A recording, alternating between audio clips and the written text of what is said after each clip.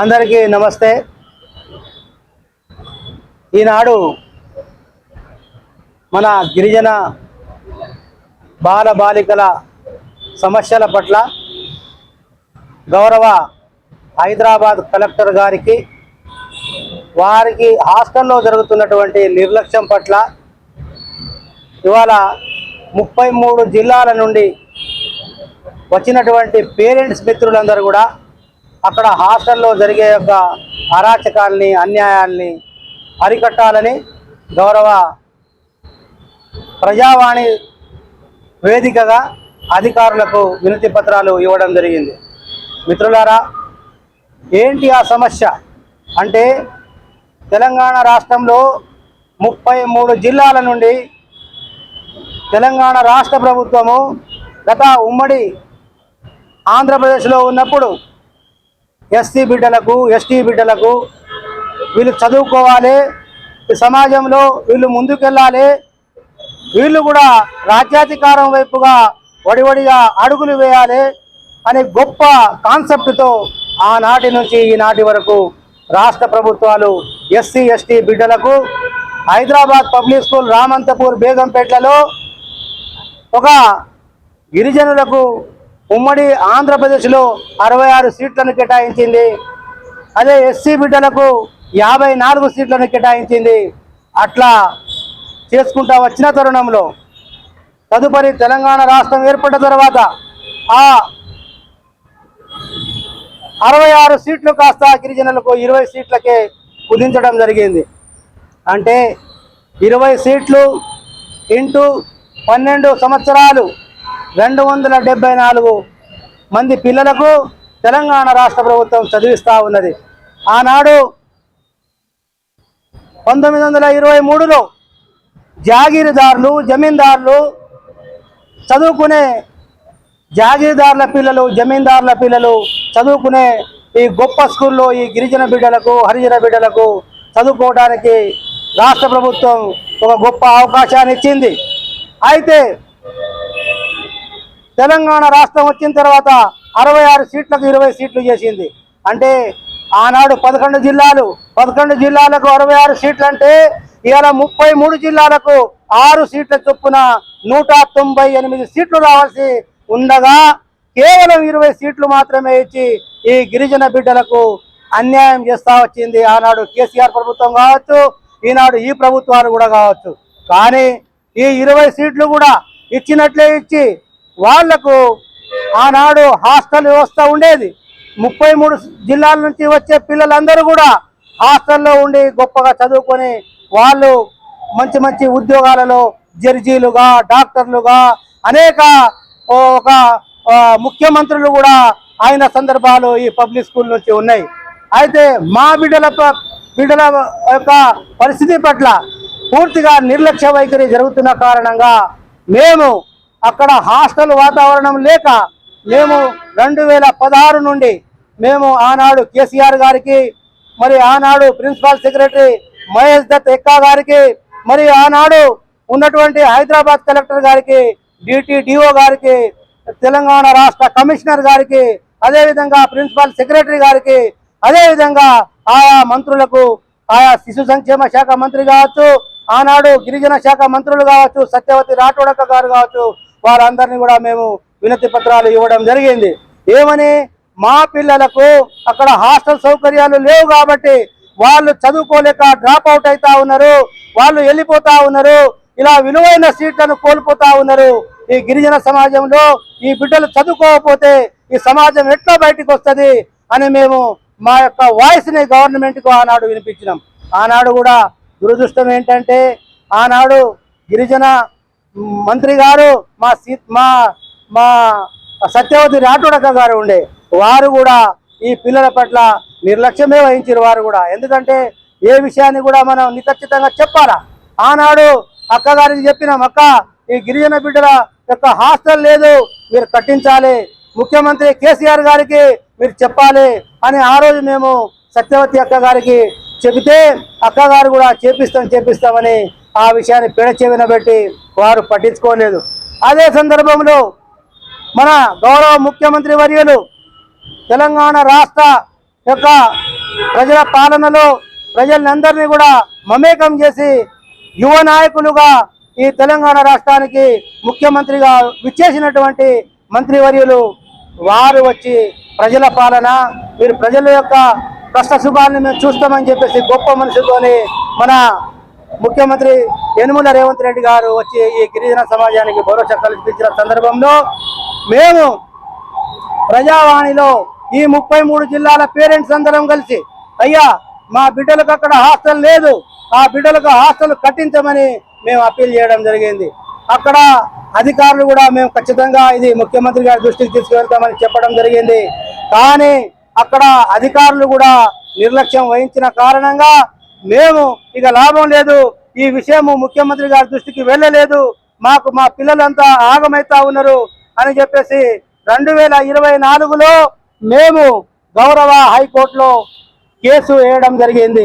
అయ్యా ఈ బిడ్డలకు హాస్టల్ లేదు, ఈ పిల్లలందరూ కూడా డ్రాప్ అవుట్ అవుతా ఉన్నారు, మాకు హాస్టల్ కావాలని చెప్పేసి మేము 33 జిల్లాల పేరెంట్స్ అందరం కలిసి కూడా గౌరవ హైకోర్టులో ఆ కోర్టులో కేసు వేస్తే అప్పుడు గౌరవ హైకోర్టు గొప్ప మనసుతో స్పందించి ఈ బిడ్డల జీవితాల్లో వెలుగు రావాలని చెప్పేసి గౌరవ హైకోర్టు అక్కడ హాస్టళ్లు కట్టించాలని గొప్ప తీర్పు ఇచ్చింది 2024లో. దానికి కూడా అధికారుల నిర్లక్ష్యం కారణంగా ఈ దీన్ని కూడా జాప్యం చేసిన కారణంగా మేమేం చేసినాం, మళ్ళా గౌరవనీయులు న్యూఢిల్లీలో ఉన్నటువంటి ఎస్సీ ఎస్టీ కమిషన్ న్యూఢిల్లీకి వెళ్ళి ఆడ కూడా అక్కడ హైకోర్టు వారు ఇచ్చినటువంటి ఆదేశాలను వీళ్ళు నిర్లక్ష్యం వహిస్తా ఉన్నారు, అక్కడ హాస్టల్ని కట్టించాలని చెప్పేసి మేము వారి దృష్టికి తీసుకువెళ్ళడం జరిగింది. అక్కడ ఎస్సీ ఎస్టీ కమిషన్ కూడా అధికారులకు స్పష్టంగా చెప్పింది హాస్టల్ కట్టండి, వాళ్ళు ఏం పెద్ద కోరికల్ని కోరటం లేదు అని వాళ్ళు చెప్తే అక్కడ కూడా మేము హాస్టల్ కట్టిస్తామని చెప్పేసి అధికారులు చెప్పడం జరిగింది. దాన్ని కూడా ఇగ్నోర్ చేసిన కారణంగా మేము మళ్ళా అదే హైకోర్టులో కంటెంప్ట్ కోర్టు ద్వారా మళ్ళా ఈ గవర్నమెంట్ ని ప్రశ్నించడం జరిగింది. కంటెంప్ట్ కోర్టు ద్వారా ప్రశ్నించినప్పుడు ఈ విషయాలన్నీ కూడా గౌరవ ముఖ్యమంత్రి గారి దృష్టికి వెళ్ళినాయి.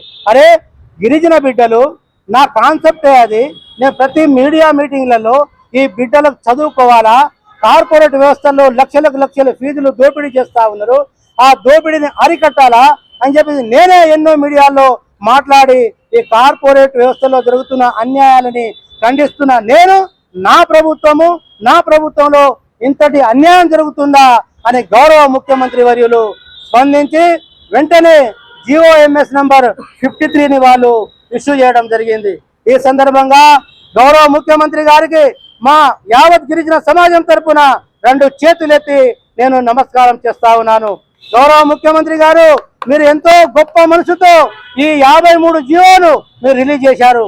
ఈ 53 జీవోలు మీరు ఏం చెప్పారంటే ఈ గిరిజన బిడ్డలకు ట్రాన్స్పోర్ట్ సౌకర్యం కల్పించారు, ఈ గిరిజన బిడ్డలకు చదువుకోవడానికి పుస్తకాలు ఇచ్చేటట్టు సౌకర్యం కల్పించారు, ఈ గిరిజన బిడ్డలకు స్కూల్ డ్రెస్సులు కల్పించారు, స్పోర్ట్స్ డ్రెస్సులు ఇచ్చే విధంగా కల్పించారు, ఈ గిరిజన బిడ్డలకు షూస్తో సహా వాళ్లకు డైలీ పేపర్లు కూడా రావాలని అంత గొప్ప కాన్సెప్ట్తో ఈ 53 జీవోను మీ గవర్నమెంట్ రిలీజ్ చేసింది. అందు గురించి మేము చాలా సంతోషంగా ఉన్నాము అని అనుకున్నాము.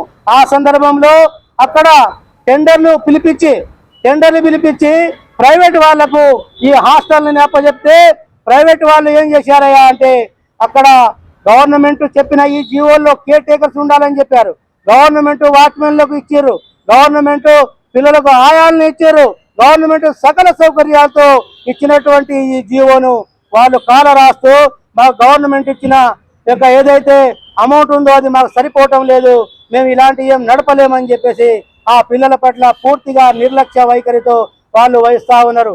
నిర్లక్ష్యం ఏంటి అని ఇలా చెప్తే ఈ పిల్లలకు నిర్లక్ష్యం ఏంటంటే చూడండి మీరు అక్కడ హాస్టల్లో హైదరాబాద్ పబ్లిక్ స్కూల్లో హాస్టల్లో తీవ్ర నిర్లక్ష్యం, ఇది పేపర్లలో వచ్చింది. ఏంటది, పిల్లలకు పరీక్షలు రాసే పిల్లలకు వాళ్లకు 10th క్లాస్ పాపకు ఒక ర్యాపిడో బుక్ చేసి ఆ ర్యాపిడో మీద ఈ పాపల్ని అక్కడ పంపిస్తా ఉన్నారు. ర్యాపిడో పంపిస్తే ఆ అమ్మాయికి ఎవరో తెలియని వ్యక్తులు రేపు రాంగ్ గైడెన్స్ తీసుకొని వెళ్తే ఈ యొక్క పిల్లలకు అన్యాయం జరిగితే మీరు మళ్ళా పోలీస్ వ్యవస్థ దిగి వానికి ఎన్కౌంటర్ చేసేసినాం, మేము హీరోలము అని మీరు ప్రకటించుకుంటారు. గౌరవ ముఖ్యమంత్రి గారు, మీకు నేను అప్పీల్ చేస్తా ఉన్నా, ఈ గిరిజన సమాజం తరపున ఈ అరాచకాలు జరగక ముందు ఇలాంటి విషయాలను మీరు కట్టడి చేయాల్సిందిగా నేను 2 చేతులెత్తి మిమ్మల్ని సవినయంగా మనవి చేస్తా ఉన్నా ఈ గిరిజన సమాజం తరపున. అయ్యా, మీరు ట్రాన్స్పోర్ట్ ఇచ్చారు, మరి కేర్ టేకర్స్ ఇచ్చారు, మరి ఆడపిల్లలకు ర్యాపిడోల మీద ఎక్కించి తీసుకొని పోవాల్సిన అవసరము ఏమున్నది అని చెప్పేసి, ఈ యొక్క అధికారుల నిర్లక్ష్యమా కాదా అని చెప్పేసి నేను ఈ సందర్భంగా మిమ్మల్ని, ఈ వేదికగా మిమ్మల్ని నేను అప్పీల్ చేస్తా ఉన్నా. గౌరవ ముఖ్యమంత్రి గారు, ఇదే కాదు, ఒక పాప 7 సంవత్సరాల ఈ పాపకు హాస్టల్ నుండి స్కూలుకు తీసుకెళ్తున్న సందర్భంలో ఈ పాపకు అక్కడే ఇచ్చిపెట్టి వస్తే ఈ పాప 3-4 గంటల సేపు అక్కడ ఎక్కడ పోవాలో ఎలా పోవాలో తెలియక చాలా రోధిస్తుంటే అక్కడ రోడ్డు మీద పోతున్న వాళ్ళు ఆ అమ్మాయిని తీసుకొచ్చి హాస్టల్ వాళ్లకు ఇది ఏంది విశేషము, ఎక్కడ పాప అని చెప్పి తెలియజేస్తే హాస్టల్ వాళ్ళు స్పందించకుండా నిర్లక్ష్యంతో ఒక 10వ తరగతి చదువుతున్న ఒక అబ్బాయికి వాళ్ళ స్కూటీని ఇచ్చి ఈ అమ్మాయిని తీసుకురామని వాళ్ళు పంపించా ఉన్నారు. అంటే 17 సంవత్సరాల బాబుకి మీరు స్కూటీ ఇచ్చి పంపిస్తే ఆ పిల్లోడు ఈ అమ్మాయిని తీసుకొస్తూ ఒక బస్సు కింద పడ్డాడో లేదా యాక్సిడెంట్ అయిందో మరి దాని యొక్క ఆ తల్లిదండ్రుల యొక్క కడుపు కాలిపోతూ ఉంటుంది. కనుక గౌరవ ముఖ్యమంత్రి గారికి అనేకమైనటువంటి ఇట్లా నిర్లక్ష్యంగా వహిస్తున్న ఈ హాస్టల్ని వెంటనే ఈ ప్రైవేట్ వ్యవస్థను తొలగించి అక్కడ మీరు శాశ్వతంగా గతంలో ఉన్నట్లుగా అక్కడ హాస్టల్ భవనాలు మీరు ఏర్పాటు చేయాలి. ఆ విధంగా మీరు కృషి చేయాలి.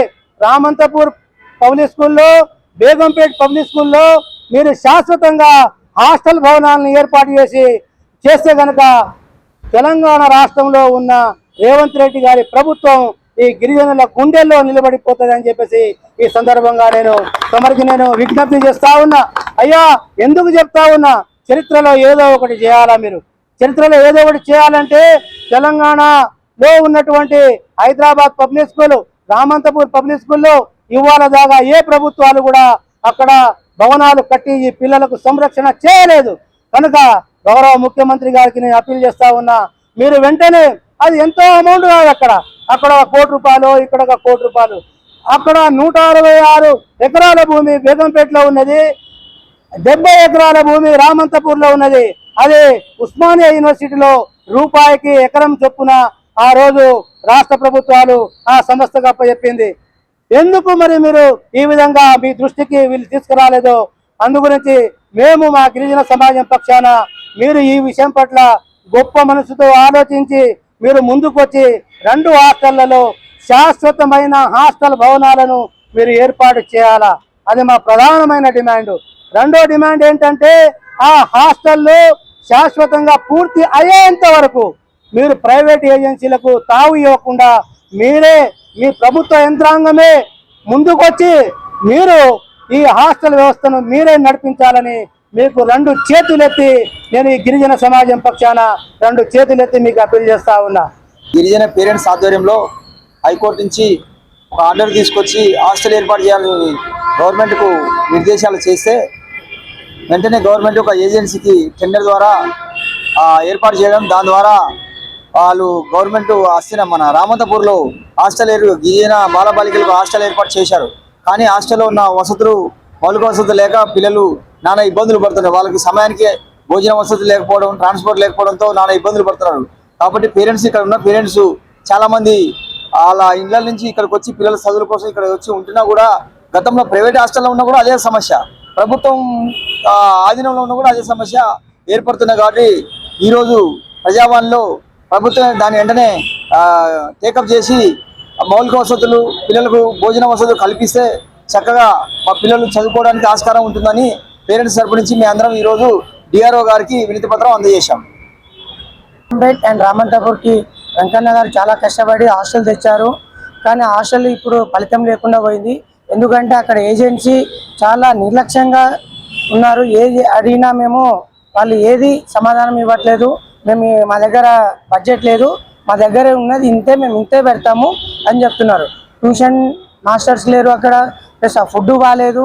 పిల్లలకు ఒక చిన్న రూమ్లోని 10 మంది పెట్టి అదే ఇరకంగా పెట్టి వాష్రూమ్స్ కరెక్ట్గా లేక చాలా ఇబ్బంది పడుతున్నారు. దోబీ లేదు వాళ్ళకి, స్కూల్ యూనిఫామ్స్ వాషింగ్ చేయడం లేదు, ఒకే డ్రెస్సు వారం రోజులు వేసుకోవడం వల్ల వాళ్ళు రోగాలకి రావడం, ప్లస్ స్కూల్లో కూడా దగ్గర రానియట్లేదు వాళ్ళ ఫ్రెండ్స్. అరే నువ్వు కొంత దూరం ఉండరా, అట్లాంటి పరిస్థితులు ఉన్నాయి. కాబట్టి ఈ గవర్నమెంట్ ఈ నిర్ణయం ఆలోచించి తొందరగా యాక్షన్ తీసుకొని ఆ ఏజెన్సీని రిమూవ్ చేసి, లేకుంటే గవర్నమెంటే టేక్ కేర్ చేసుకొని నడిపాలని మా ఆవేదన. 10వ తరగతి ఇంతకుముందు ప్రైవేట్ హాస్టల్లో ఉన్నా కానీ జనం మంచిగా చదువుకునేది, వాడు భయపడేది.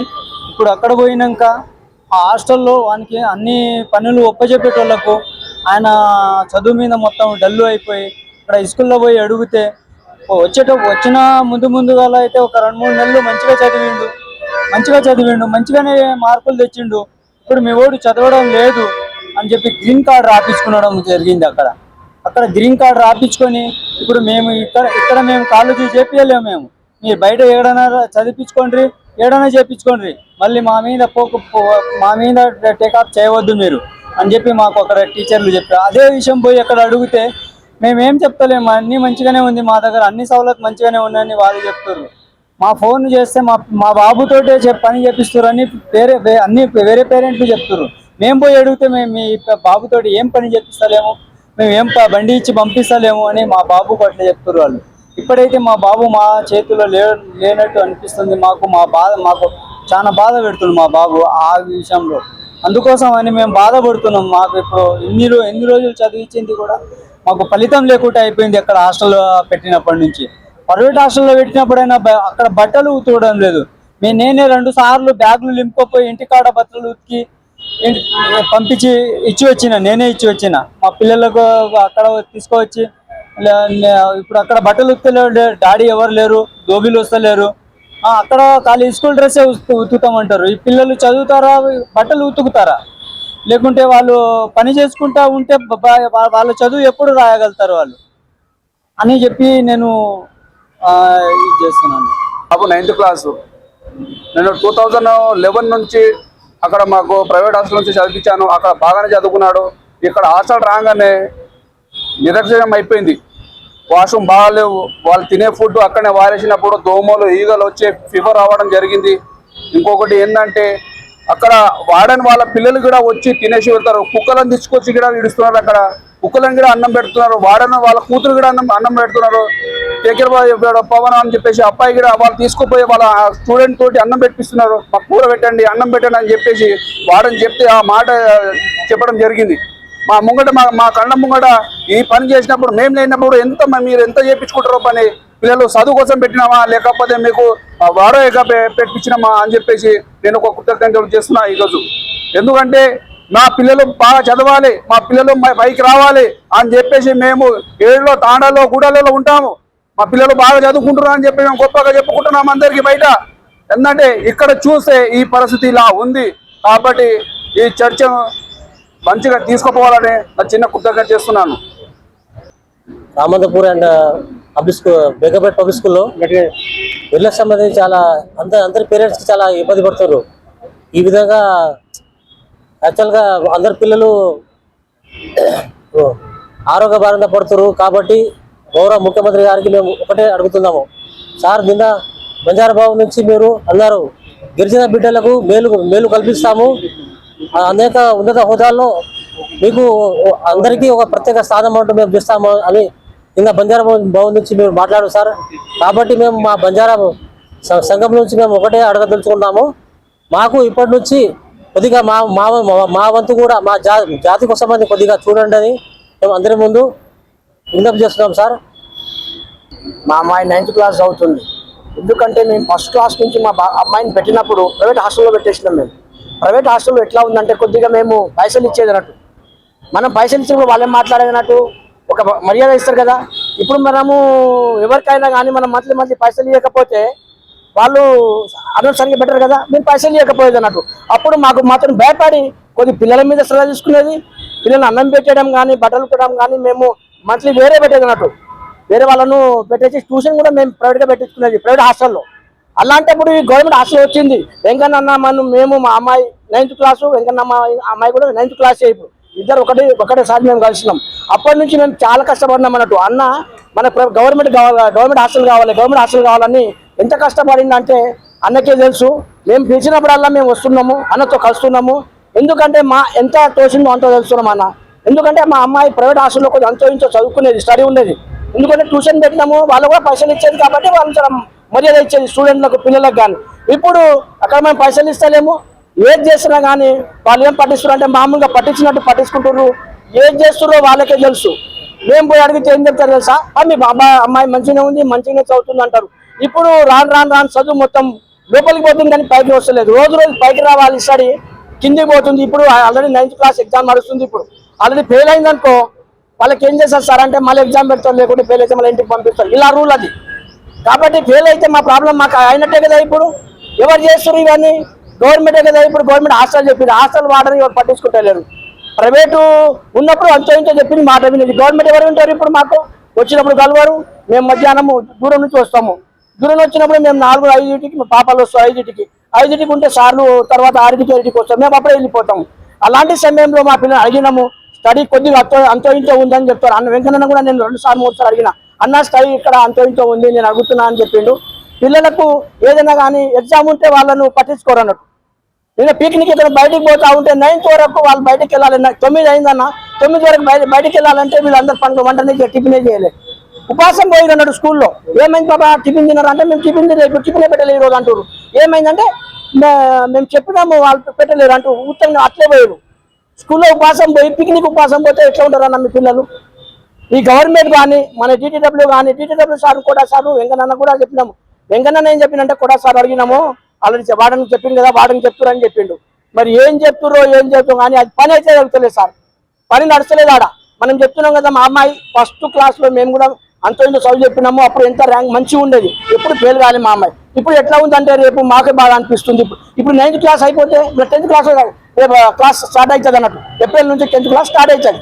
ఎగ్జామ్ నడిచిపోయింది, ఆల్రెడీ 20 వరకు ఉంది ఎగ్జామ్. అయిపోయిన తర్వాత ఈ ఎంత నెగ్లెక్ట్ చేస్తారంటే వాళ్ళని పట్టించుకుంటేనే లేరు. ట్యూషన్ సార్లను పెట్టినంటే ఎవరో మామూలు వాళ్ళు ఒకటే సబ్జెక్ట్ చెప్పిన వాళ్ళు వాళ్ళకి చదివే రాదు, మ్యాథ్సే రాదంటే ఎవరికో. ఇంగ్లీష్ చెప్పాలంటే ఇంగ్లీష్ రాదు. ఒకటి రాకుంటే ఇద్దరు వేరే సబ్జెక్ట్ పెట్టాలి కదా. మ్యాథ్స్ ఒక సార్ పెట్టాలి, ఇంగ్లీష్ ఒక సార్ పెట్టాలి. నీకు ఏది వస్తుందో అది చెప్పమనాలి. అది లేదు, అన్ని ఒకటే సార్ చెప్తారంట. ఏ సార్ చెప్తాడు? అది అట్లాంటి వల్ల పిల్లలు ఎట్లా అవుతున్నారు అంటే మొత్తం వీక్నెస్ అయిపోతుంది సార్.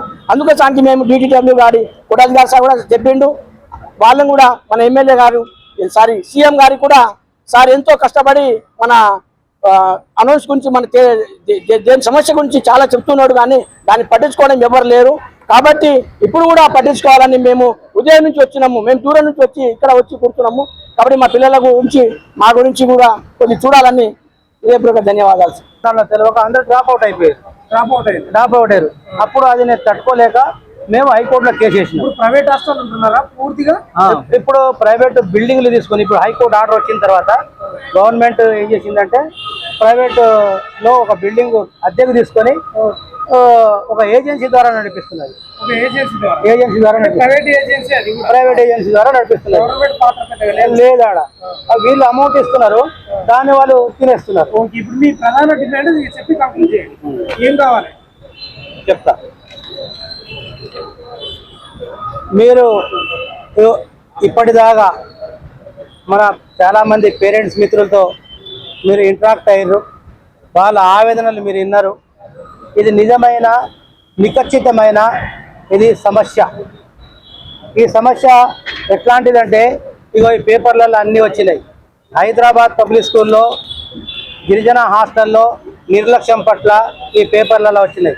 ఒక పాపకు మీరు చూసిర్రు, ఈ పాపకు ఎన్సిసి పాపకు 10th క్లాస్ 9th క్లాస్ పిల్లలకు వీళ్ళు ర్యాపిడోలు ఇచ్చి వాళ్ళు బయట ఎన్సిసి పరీక్షలకు పంపిస్తూ ఉన్నారు.